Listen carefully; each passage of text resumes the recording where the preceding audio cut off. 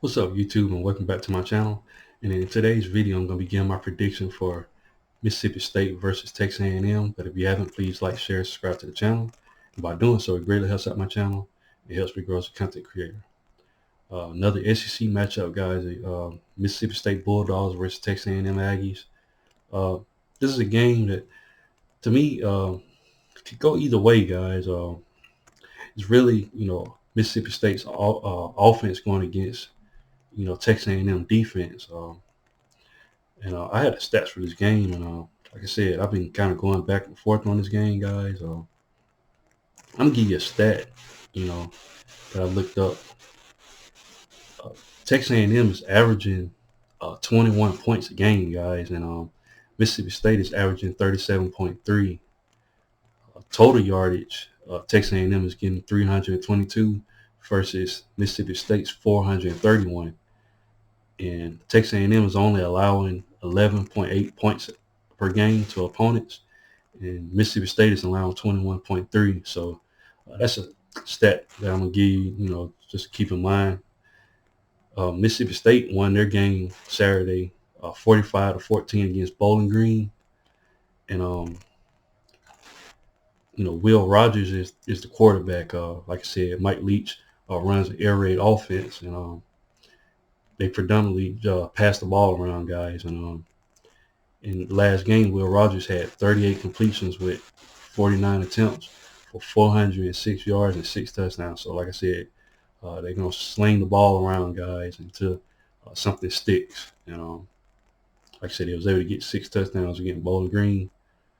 They have D. Johnson on the rushing attack at running back, and he had 4 attempts for 57 yards. Like I said, he was their leading rusher. He was the only one that got, that much yardage. Everybody else pretty much didn't even hit, over 10 yards, guys. So they only got 45 total yardage, but like I said, they run an air raid offense. So uh, all of their touchdowns were receiving touchdowns. They had C. Ducking. He had 7 receptions for 96 yards and 2 touchdowns. They had L. Griffin, 5 receptions for 54 yards and a touchdown. They have Price. He had 3 receptions for 49 yards and a touchdown. And then they have Wally, who had 3 receptions for 39 and a touchdown. So they also had Jay Calvin, who had 4 receptions for a touchdown. So 6 total passing touchdowns. And Mississippi State just, pretty much predominantly, passing team. And it's going to be interesting to see what they do against Texas A&M. Meanwhile, Texas A&M came off a close victory against Arkansas. I'm sorry. Arkansas could have won the game. I felt like they should have won the game. They could have won it with a field goal, and the ball hit the top of the uprights and just came back down, man. Gut-wrenching loss for Arkansas. But Texas A&M played really, really good defensively, guys, and they actually held Arkansas scoreless in the second and third quarter. So, like I said, they got a stout defense. And, of course, at quarterback, they had Max Johnson, 11 completions for 21 attempts for 151 yards and a touchdown.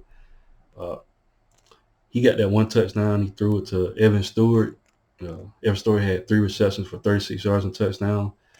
Their leading receiver was Donovan Green. He had 3 receptions for 50 yards. So stats don't really jump out at you. They didn't have a receiver go over 100 yards, guys. The key player on the team was Devin Akane, and he had 19 attempts for 159 yards and a touchdown. He's basically a beast, guys, and definitely going to have to watch out for him. Nia Smith is very, very elite wide receiver, but he won't be in this game. I think he went down with an injury of some sort, so I think he won't be able to play in this game. I'm not sure if he's out for the season or not, but a very key player that Texas A&M is missing. But like I said, they still have Evan Stewart and Donovan Green. But yeah, they was only able to get 1 rushing touchdown on guys, and I think they got one on a return, if I'm not mistaken.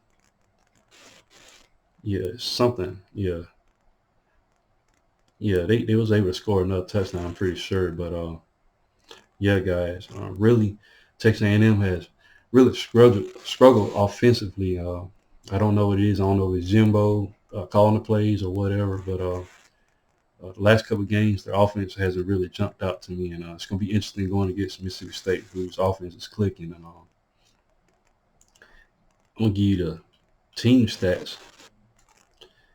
Texas A&M was able to get 343 total offense. Like I said, 151 passing and 192 rushing. So like I said, Devin Akane was the star player of the game, guys. And they actually gave up 415 to Arkansas. Arkansas was able to get 171 passing, and they was able to get 244 rushing. So that's going to, I don't, going against Mississippi State is not a rushing team, but they do put their wide receivers out wide. So that's going to be a key matchup. As far as Mississippi State, they gave up 251 total offense to Bowling Green. Like I said, it's Bowling Green. Bowling Green was able to get 172 passing, and they was only able to get 79 rushing. So versus Mississippi State had 462 total yards with 417 passing and 45 rushing. So it's going to be interesting how this game goes, but I'm going to go ahead and give my prediction. I have Mississippi State win the game. I have them winning, I want to say 24-21. I think it's going to be low scoring. Like I said, Texas A&M has a great defense, guys, and I think in this matchup, though, from what I've seen, Texas A&M really don't really rush the passer as much. They don't really have that many sacks, if I'm not mistaken. And you playing against a team like Mississippi State, Will Rogers is going to get the ball out quick, and that's one way you can negate a pass rush. So, like I said, I haven't seen Texas A&M really get to quarterbacks like that. If Will Rogers has time to pass the ball, this can get, lethal.